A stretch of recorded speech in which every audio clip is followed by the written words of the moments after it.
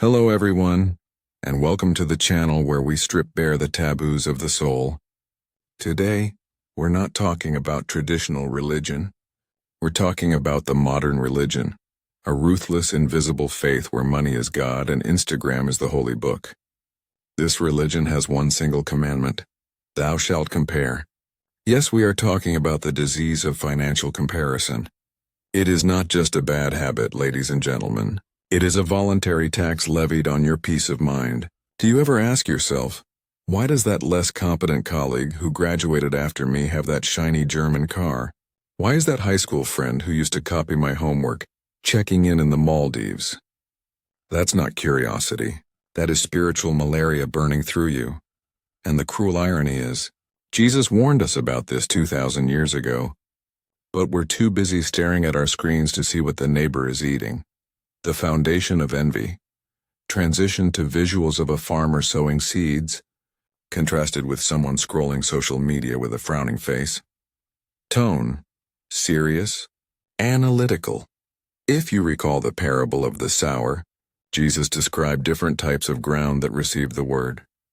Today, other people's assets are the seeds, and our mind is the soil. The first type of soil is greed. But financial comparison is more than just greed. It is the great lie. It makes you believe that money is the only measure of worth. When you compare, you are accepting a tacit agreement. If I have less than him, I am a lesser person. Church Father Augustine defined sin as disordered love. Financial comparison is disordered self-love. You love yourself not for what you do, but for what you own. And when you look at someone else's life through a filtered lens, all mansions, travel and lobster dinners, you're not seeing the truth. You're seeing a perfectly staged PR play. The reality is, we are comparing our backstage, our mess, our debt, our anxiety, to their glorious front stage. That is a surefire recipe for spiritual exhaustion. The rich man's cloak. Transition to visuals of a person wearing expensive clothes but standing next to a cross or a tombstone. Tone. Satirical. Narrative. Remember the story of the rich young ruler in the Bible? He had everything: money, status, and legal obedience. But when Jesus asked him to sell his possessions and follow him, he went away sorrowful. Here is the profound philosophy. Wealth is a cloak.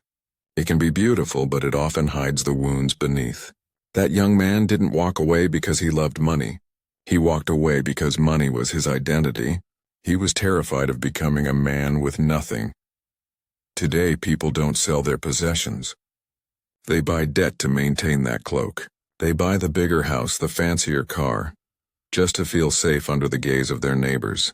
Financial comparison is not a race to become wealthy. It is a race to look wealthy. And here's the satire. The person you envy for their new car might be up all night worrying about the crushing payments. They are rich on camera but poor in sleep. You are trading your peace for their anxiety. That is a terrible exchange. Focus on your mana.